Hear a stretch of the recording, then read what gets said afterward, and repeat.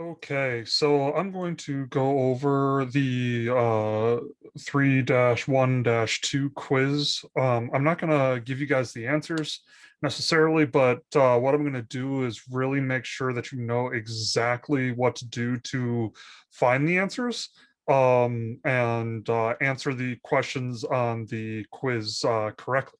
It was very apparent that there was just a little bit of confusion when it came to that.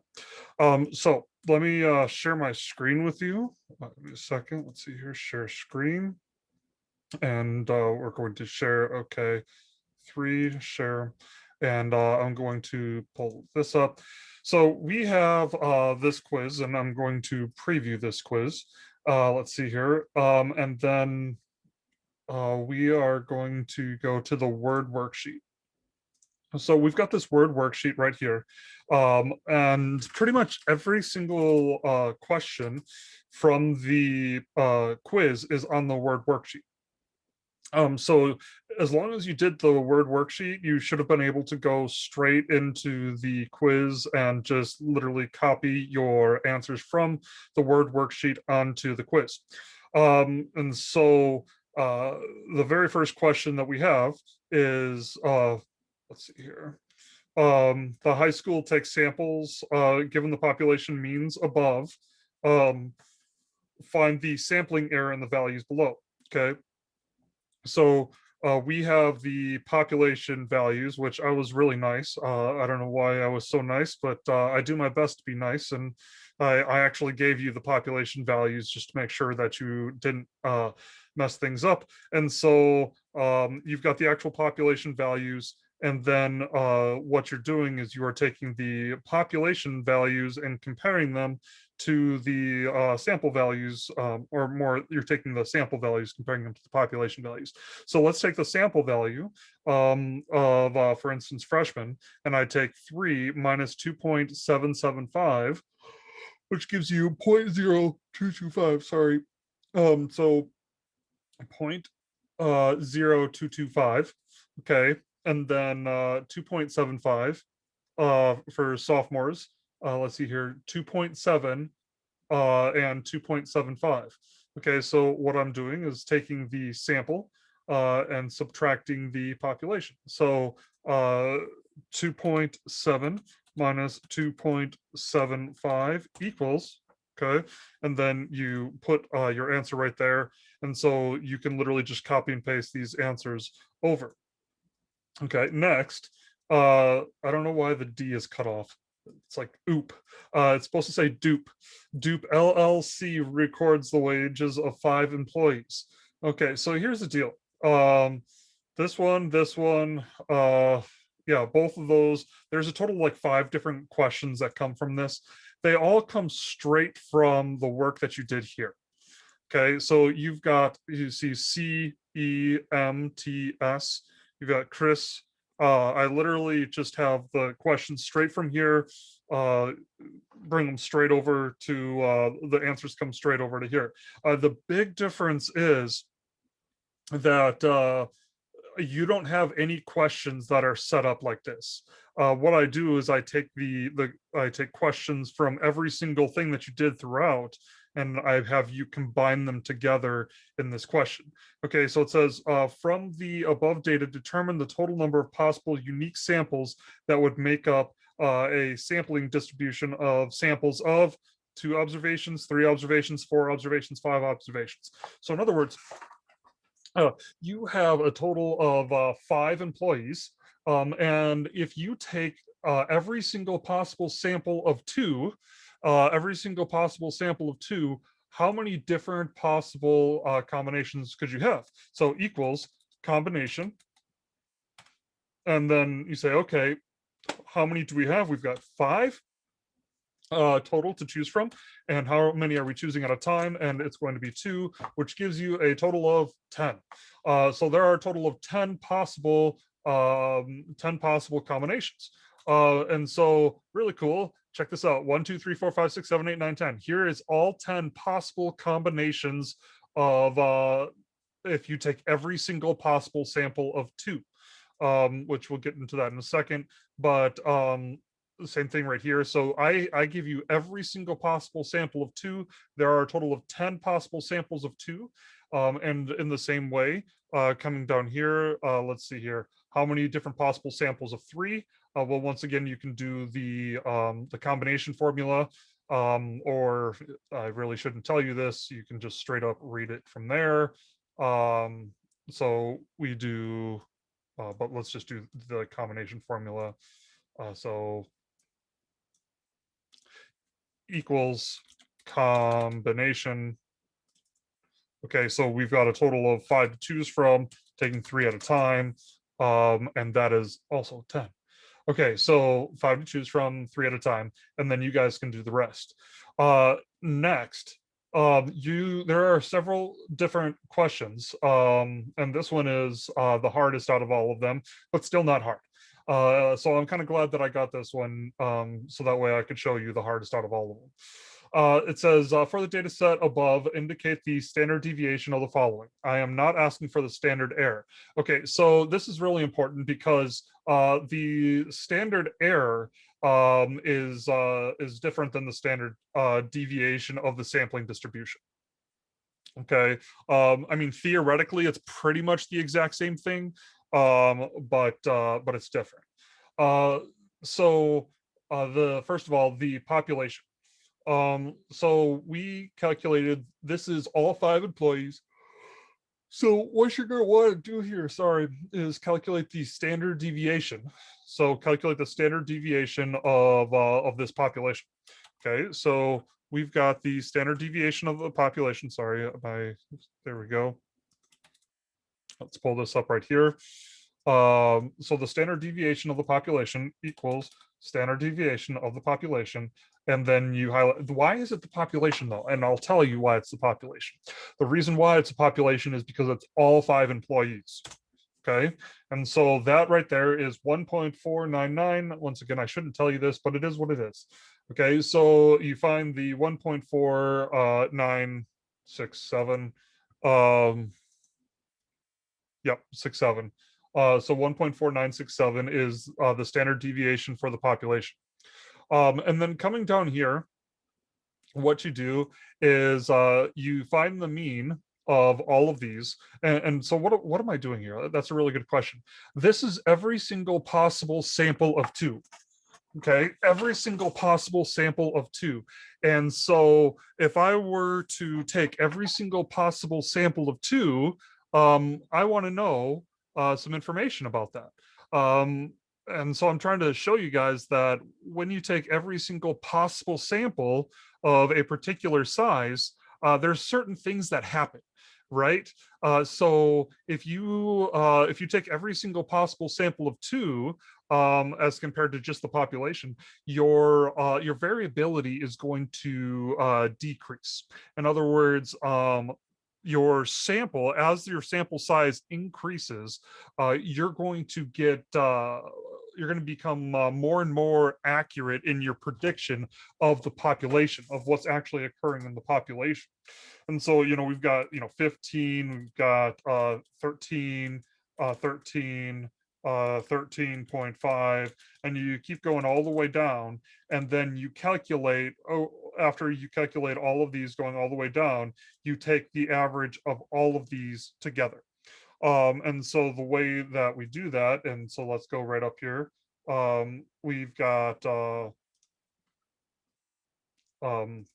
didn't want to show you all the answers, but there they are. So you've got the mean right here. So you've got all of these, all the means. I took all of the averages all the way down, and then I did equals average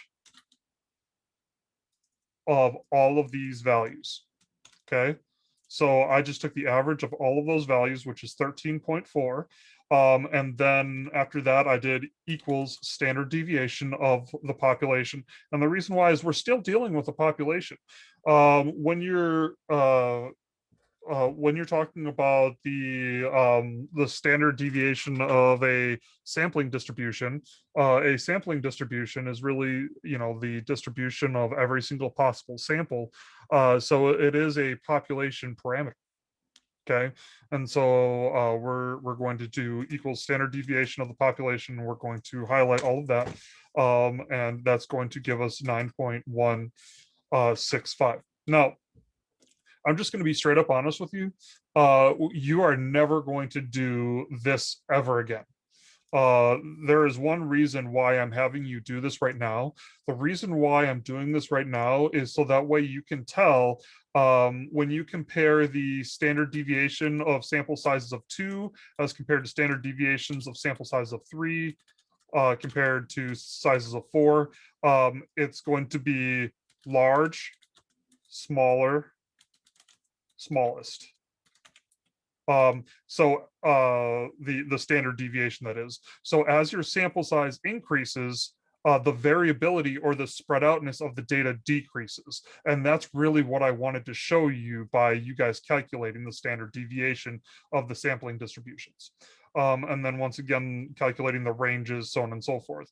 There is also, the range question, right? So for each of these sampling distributions, so you have a sampling distribution of sample sizes of 2, sample sizes, every single sample of 3, and every single sample of 4 observations.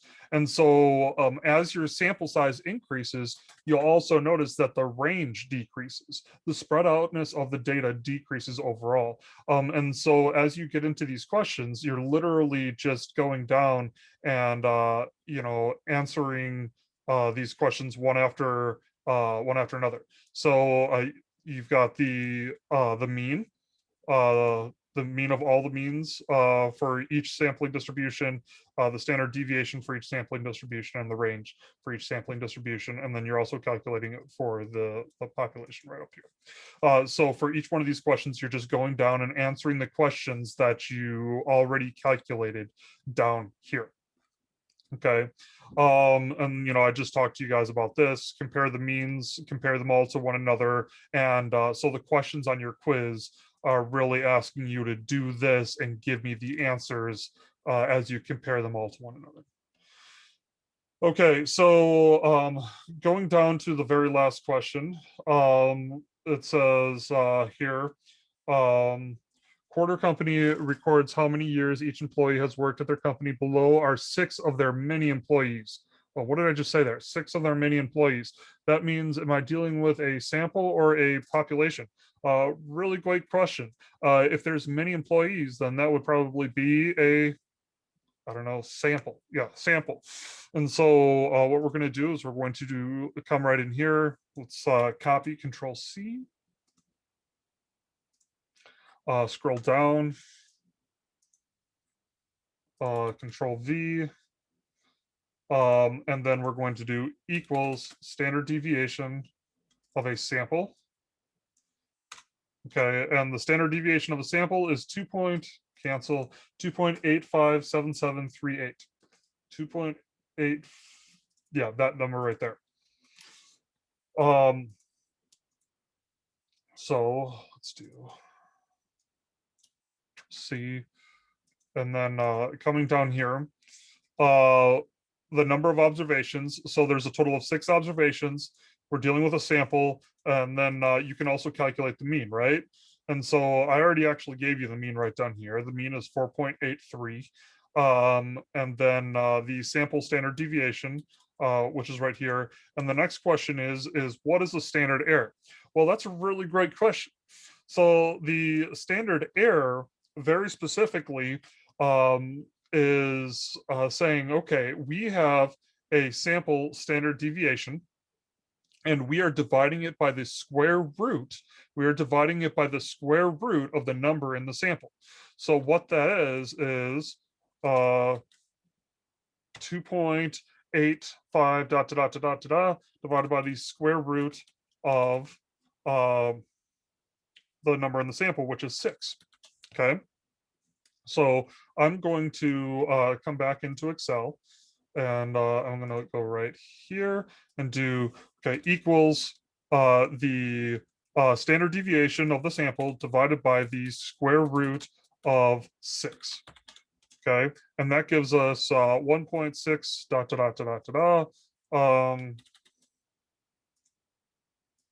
Don't put dot dot dot dot dot on your answers. That would be wrong. But funny, just not correct. And so this right here is the standard error. And the standard error is essentially saying, okay, this is about it's on average, how far do all possible samples of 6 deviate from the sample or from the population mean? Okay. Oh, I can just do that. So this is like the standard deviation of a sampling distribution.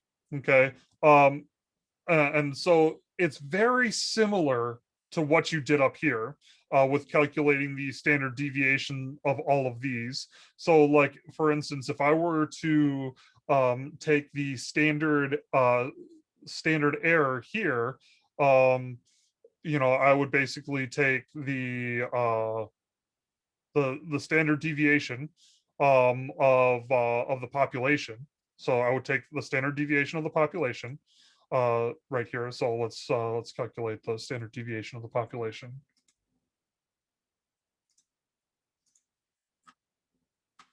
Let's do equals standard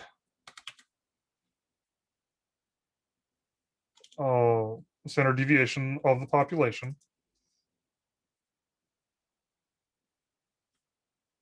Oops. Oh, yeah, this works. I didn't have them all. So this is the standard deviation of the population, and then equals the standard deviation of the population divided by the square root of 2. Okay, and so this right here would be the standard error. This is the standard deviation of the population. And this is so this is just looking at samples of 1. This is looking at samples of 2. And then if we were to do the same thing, coming right down here, we do samples of 3 or samples of 4. And there we go, samples of 4. Now, when you compare these to the actual standard deviations of each of these population or each of these sampling distributions, technically speaking, this should be compared to the population or pop samples of sample size 2, sample size 3, sample size 4. But these numbers basically assume that you don't know the entire population. They're much more conservative than this standard deviation, and that's why you're never going to take the standard deviation of a sampling distribution ever again, because you're never going to have an actual full sampling distribution. It's completely theoretical. And so that's why we use standard error. Standard error basically says we don't know every single possible observation in a population. So we're going to make a conservative estimate about how far we believe or how much variability we have if we're taking every single possible sample of 2, or if we're taking every single possible sample of 3, or every single possible sample of 4. And so that's what the standard error is doing, is saying we're making a conservative estimate of how much variability we have if we take every single possible sample of a particular size. And so we've got the 4.83 right down here. And, what we have been doing is, putting in the standard deviations right here, right? And so we know that 68% of observations are within plus or minus 1 standard deviation of the mean.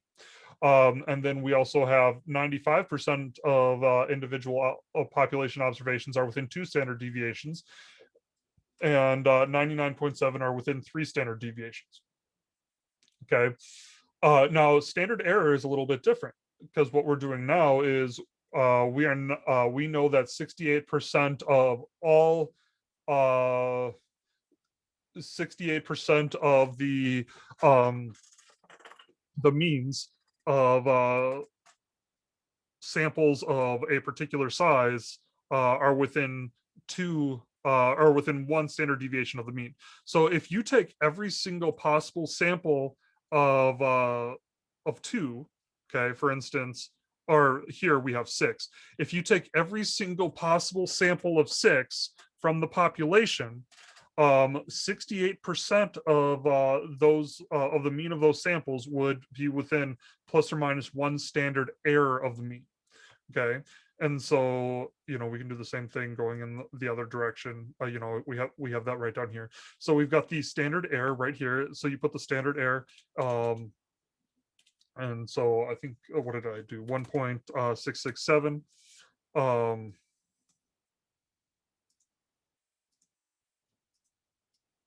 And then plus 2 times 1.667 plus 3 times 1.667. And it's saying, and then the same thing on the other side.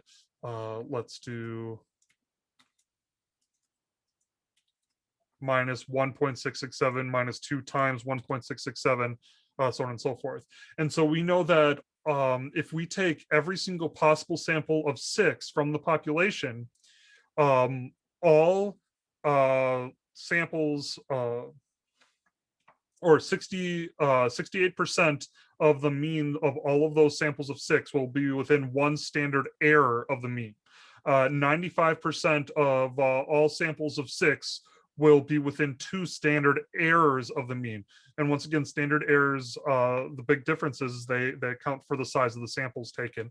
And then 99.7% of all possible sample means will be within 3 standard errors of the mean.